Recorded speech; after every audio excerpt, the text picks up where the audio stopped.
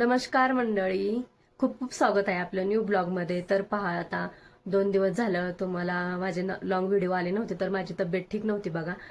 इथं थंडी पण जास्त आहे ना, टेम्परेचर मायनस असल्यामुळं जरा तब्येत ठीक नव्हती पहा. तर जरा विकनेस आलाय पहा. तर आजच्या व्हिडिओला सुरुवात करते. तर पहा, आता रूमचा असं पसारा झालाय बघा अवस्था, तब्येत ठीक नसल्यामुळं.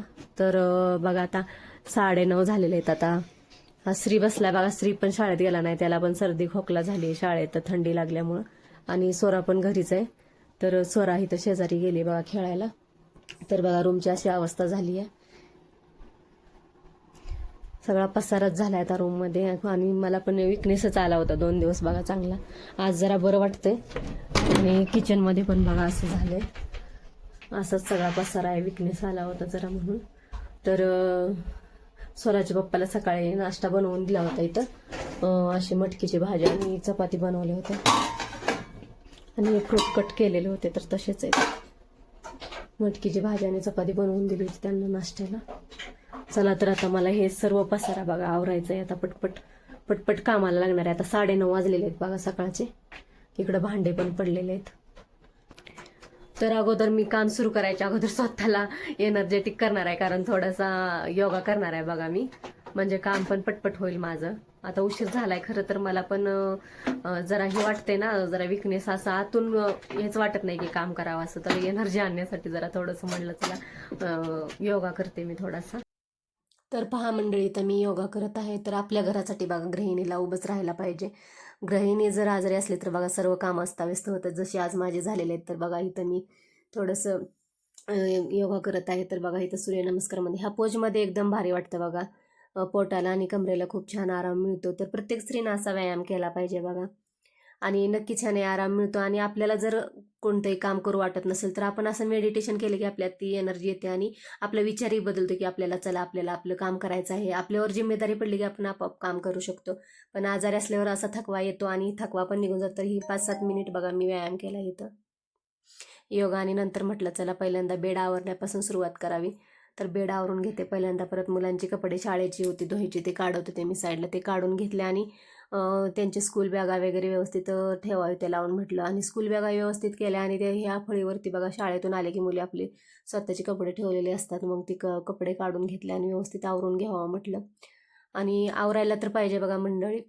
नाही आवरले की आपल्या घरचं काम इकडं तिकडं बघा मंडळी. स्वराने कसा पसारा केलाय सगळा खेळण्यांचा.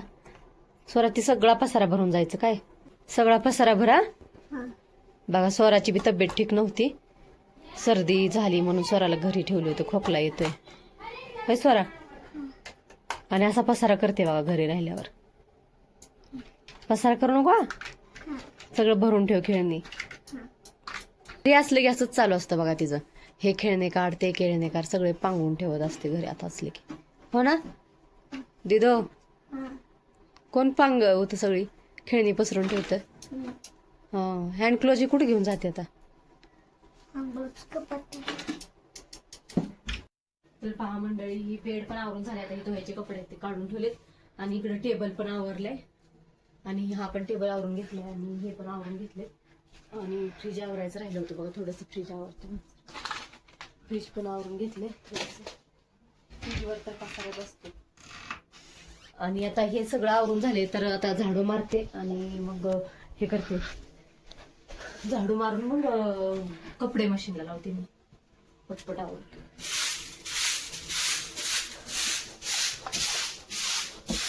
तर पहा मी मॅटवरती असंच झाडू मारते खराट्याने.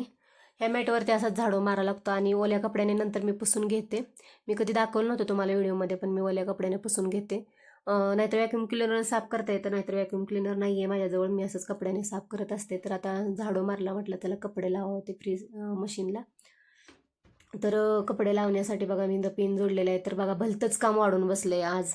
आज एकतर तब्येत ठीक नाही म्हटलं चला पटपट काम आवरावती. आणि असं पाणी टाकलं बघा मशीनमध्ये आणि ड्रेनचं बटन चालू होतं. आणि पाईप आतल्या साईडला होती, किचनमध्ये नव्हती, ते पूर्ण पाणी मॅटवरती असं आलं होतं. आता हे तर आवरणं गरजेचं आहे बघा. असं काम वाढलं तर आता कामं वाढल्या तर हे आवरणं तर गरजेचं आहे. म्हणून म्हटलं चला, आधीच तब्येत बरोबर नाही, त्यात बघा असं काम वाढलं. कसं तरी हिंमत करून काम करायचं चालू झालंय, तर असं काम वाढतंय बघा मंडळी. तर पहा असं मी झाडून पाणी म्हटलं सरकवून लावावं, पण इथं टीव्हीच्या आणि टेबल खालीच जात होतं आणि साईडनं मशीन होती त्यामुळे पाणी काय तिकडे जात नव्हते व्यवस्थित, म्हणून मी सुकलीनं असं भरून घेतलं बघा व्यवस्थित. बघा किती मॅटमध्ये माती आणि हे निघतं ह्या मॅटमध्ये. आणि वरतून नंतर पुसून घेतले व्यवस्थित. म्हणलं ज्या कपड्या पण काय ऑब्झर्व करेल पाणी, पण आता हे ओलं झालं तर सुकणार नाही बघा पूर्ण. हे आता पूर्ण दिवसभर हे असंच होतं. मी थोडंसं साईडला हीटर लावून सुकवून घेतल्यानंतर जे बी राहिलेलं पाणी होतं ते सगळं काढून घेतलं.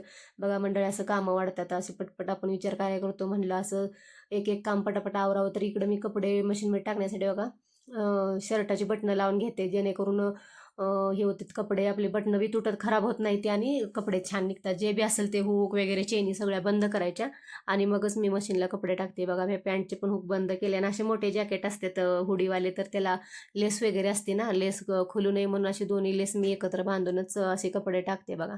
आणि मशीनमध्ये कपडे टाकताना असे एकत्र नाही टाकायचे, झटकून पसरून टाकायचे, म्हणजे व्यवस्थित सगळीकडे फिरले जातात मशीनमध्ये आणि स्वच्छ निघले जातात. हे असे झटकायचे व्यवस्थित बघा, मोकळे करायचे आणि मगच असे मशीनला टाकायचे, मग छान निघतात कपडे.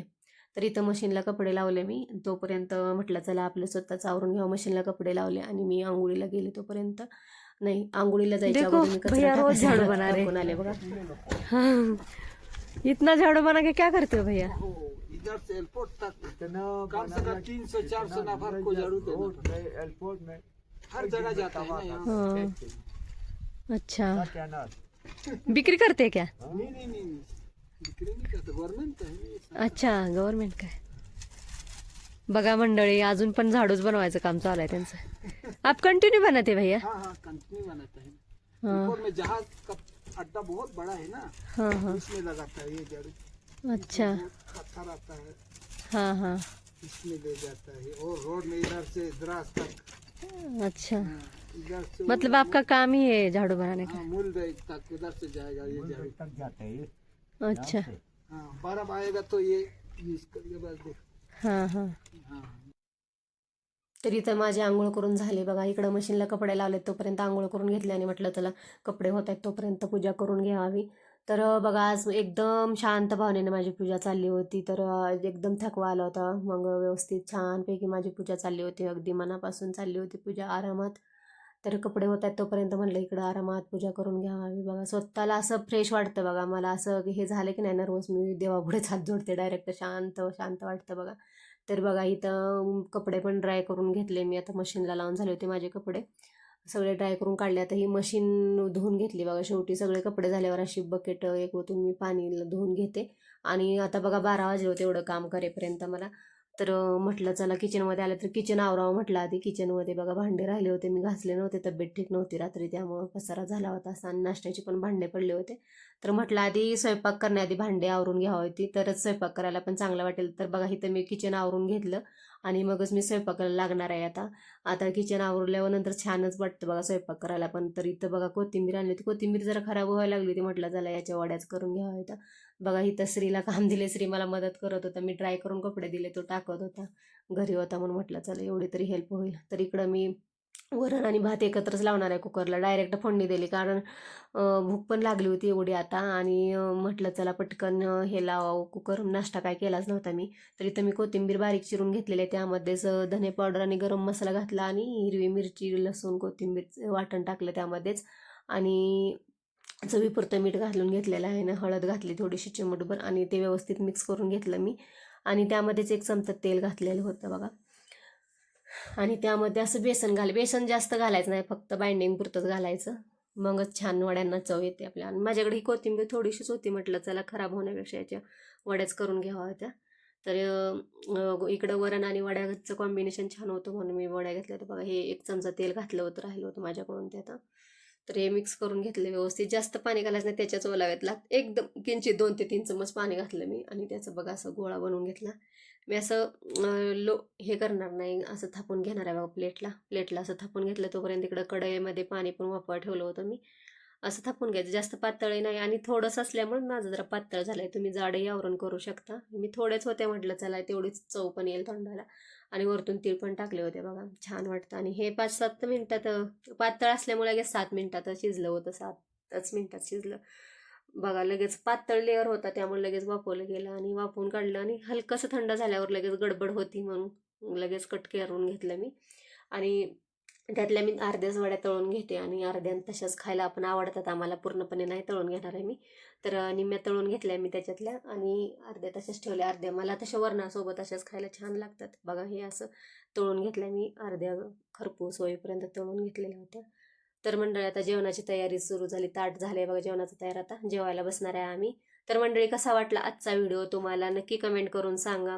बघा आजारी होते तरी असं मी सर्व काम व्यवस्थित करून घेतलं होतं. तर थँक्यू व्हिडिओ पाहिल्याबद्दल. भेटूया पुढच्या